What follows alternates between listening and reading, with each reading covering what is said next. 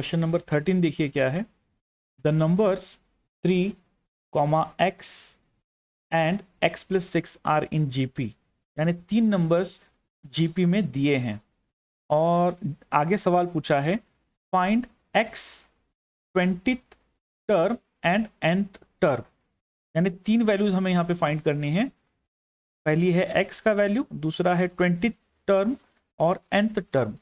अब x का value तो हम यहाँ पे जो निकालना है वो सेकेंड टर्म है इस सीक्वेंस का, और 20 टर्म यानी t20 निकालना है, और nth टर्म यानी हमें यहाँ पे tn की वैल्यू निकालनी है। ठीक है, सॉल्यूशन में देखिए सबसे पहले हम क्या करेंगे, जो 3 नंबर्स हमें जीपी में दिए गए हैं वो नंबर्स यहाँ पे हम पहले लिख के निकालेंगे। The numbers are in GP 3, x and x + 6, कैसे हैं ये लोग, जीपी में हैं। और अगर ज्योमेट्रिक प्रोग्रेशन में है तो यहाँ पे ये रेशो इनका कांस्टेंट आना चाहिए, इसलिए ये जो 3 है यहाँ पे, ये जो 3 है ये है a, ठीक है, और यहाँ पे ये जो a है यही है हमारा t1, ये है हमारा t2 और ये है हमारा t3।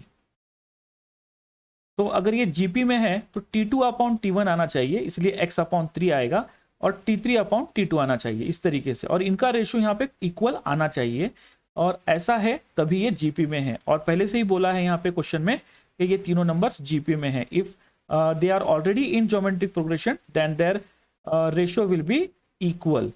उसके बाद ये x और ये x मल्टीप्लीकेशन होके x² बनेगा, ये 3 RHS में जाके ब्रैकेट से मल्टीप्लाई होगा। उसके बाद 3 से अंदर मल्टीप्लाई करने के बाद हमें मिलता है 3 × x + 3 × 6 = 18। उसके बाद इन दोनों टर्म्स को हम LHS में शिफ्ट करेंगे तो इस तरीके से ये एक क्वाड्रेटिक इक्वेशन मिलेगा, x² - 3x - 18 = 0, इस तरीके से। तो -18 का स्प्लिट यहाँ पे दिखाया है बाजू में, -6 और +3, इस हिसाब से 2 ब्रैकेट्स बनेंगे, x - 6 और x + 3 = 0। पहला ब्रैकेट = 0, सेकेंड ब्रैकेट = 0, तो हमें यहाँ पे मिलता है x = 6 और x = -3। तो जो क्वेश्चन पूछा है जिसके अंदर 3 वैल्यूज निकालने हैं उसमें से हमने पहला सॉल्व कर लिया है, x के 2 वैल्यूज निकाले हैं यहाँ पे, x = 6 एक है और x = -3 एक है। उसके बाद अब यहाँ पे देखिए, अब हम सेकेंड क्वेश्चन की तरफ चल रहे हैं। 20 टर्म यानी t20 निकालना है, इसीलिए जब x = 6 है, ध्यान दीजिए यहाँ पे, जब x = 6 है उस वक्त t20 कितना है, और x = -3 होगा उस वक्त t20 कितना होगा, ये हमें सेपरेट 2 वैल्यूज यहाँ पे निकालनी है। तो यहाँ पे ध्यान दीजिए, जो दिया है वो पहले यहाँ पे लेते हैं, मतलब अभी जो फाइंड किया है x = 6, when x = 6 20th term is given bye, t20 का फॉर्मूला यहाँ पे लिखेंगे, t20 = a × r⁻20 - 1, इस तरीके से। अब where a = 3, यानी ये फर्स्ट टर्म है, यहाँ पे शुरुआत में मैंने बताया था ये जो 3x x + 6 है इसके अंदर जो फर्स्ट टर्म है वो है 3, तो यहाँ पे आएगा a = 3। उसके बाद r क्या रहेगा, r रहेगा रेशो मतलब x/3, तो यहाँ पे 3 नंबर्स है 3, x एंड x + 6, ये जो 3 नंबर सीक्वेंस में है t2/t1, तो यहाँ पे ये रेशियो है t2/t1 x/3, और x का वैल्यू आएगा 6। क्यों, हम यहाँ पे x = 6 के लिए कंसीडर कर रहे हैं, ध्यान दीजिए यहाँ पे x = 6 के लिए, ठीक है।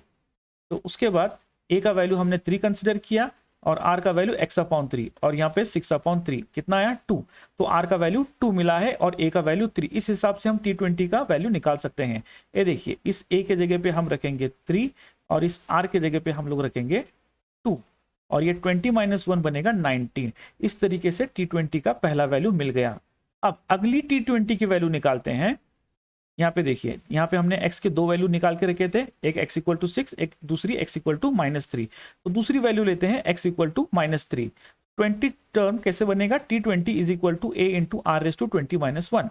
अब यहाँ पर a तो 3 ही आने वाला है, a में कोई चेंज नहीं होगा, r = x/3 ही आएगा, बस यहाँ पे x का वैल्यू जो है वो चेंज हो जाएगा, ठीक है, क्योंकि हम यहाँ पे x = -3 लेके सॉल्व कर रहे हैं, तो यहाँ x = -3 बनेगा, -3/3 ये होगा -1, तो यहाँ पे आया -1। अब ये t20 के फॉर्मूले में रखेंगे, अभी अभी जो लिखा है हमने 3 × ये a के जगह पे हम रखेंगे 3, ये देखिए यहाँ पे जो a है उसके जगह पे हम इस्तेमाल करेंगे 3, और ये जो r है इसके जगह पे हम इस्तेमाल करेंगे -1।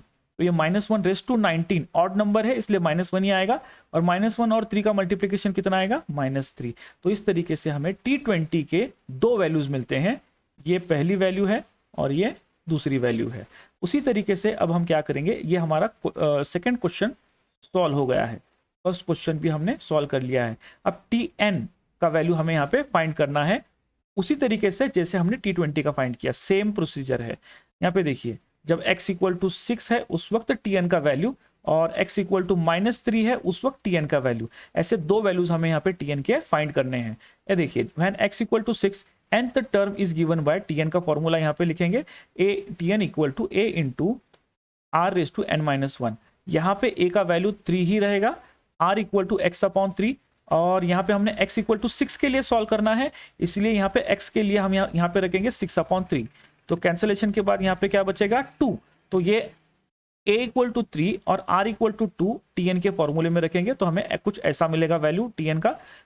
a के जगह पे यहाँ पे रखेंगे 3 और इस r के जगह पे हम लोग यहाँ पे रखेंगे 2, तो ये हो गया Tn का वैल्यू, एक वैल्यू मिल गया। अब लास्ट वैल्यू निकालनी है, जब x इक्वल टू -3 रहेगा उस वक्त Tn का वैल्यू क्या रहेगा, nth term is given by Tn का पहले फॉर्मूला लिखेंगे a into r raise to n-1, where a का वैल्यू तो 3 ही रहेगा क्योंकि ये फर्स्ट वैल्यू है सीक्वेंस का, r equal to x/3 t2/t1 है ये, तो t2 का जो वैल्यू है x वो हमने यहाँ पे लिया है -3, इसलिए यहाँ पे लिखेंगे -3/3 और कैंसिलेशन के बाद -1 बचेगा। ये वैल्यू ये a इक्वल टू 3 और r इक्वल टू -1 दोनों यहाँ पे रखते हैं। Tn के फॉर्मूले में a के जगह पे रखेंगे 3 और इस r के जगह पे रखेंगे -1। तो इस तरीके से ये Tn का वैल्यू निकालना है।